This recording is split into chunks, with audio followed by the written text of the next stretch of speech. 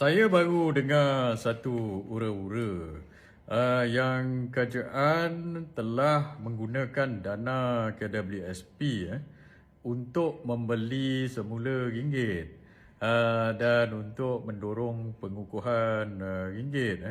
So saya nak tanya kerajaan, adakah perkara ini betul? Saya nak tanya kepada Perdana Menteri, adakah kamu arahkan KWSP untuk menjual pelaburan-pelaburan kita di luar negeri dan seterusnya membeli ringgit ini untuk mengukuhkan ringgit secara superficial ini.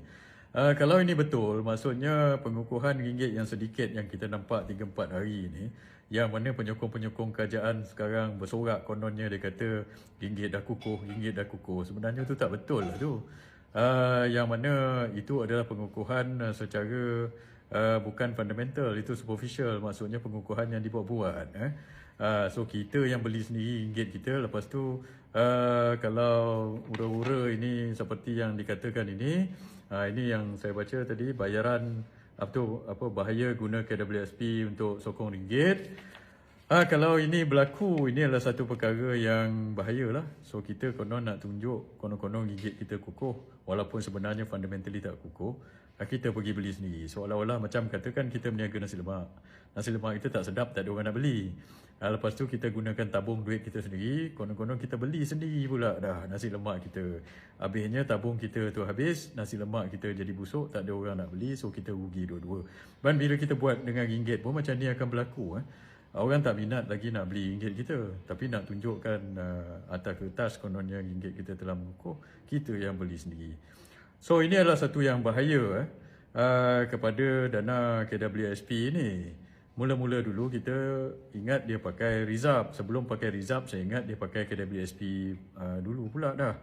Ini KWSP adalah dana simpanan hari tua rakyat. Dalam kerajaan boleh kata setiap tahun menggunakan dana KWSP ini untuk pinjam. KWSP ini adalah pemberi pinjam antara yang utama kepada kerajaan Malaysia. Bila kerajaan Malaysia berhutang, antara pemberi pinjam yang terbesar adalah KWSP lah. Dia pinjam beratus-ratus bilion. Saya ingat duit yang kita simpan untuk hari tua kita ni. So kerajaan pinjam duit itu daripada simpanan kita. So sekarang ni, kalau betul cerita ini, maksudnya kerajaan juga gunakan duit simpanan kita untuk kita pergi beli ringgit pula dah. Untuk superficially kukuhkan ringgit. Ini pada saya adalah sesuatu yang tidak sepatutnya berlaku lah. Dan apabila ditanya kepada Ketua Pegawai Eksekutif KWSP, iaitu siapa ni? Ahmad Zulkarnain On. Apa yang Zulkarnain ni cakap? Dia kata, secara prinsipnya, bila di bawah nilai kami akan mengambil untung. So saya tak tahu apa benda dia maksud ni, di bawah nilai apa. So mungkin dia kata dia setuju dengan Governor Bank Negara lah ke. Governor Bank Negara kata ringgit ni terkurang nilai. So untuk menjustifikasi pembelian ringgit ini, dia kata begitu, dan dia kemungkinan pergi jual lah aset-aset kita di luar negeri untuk beli semula ringgit.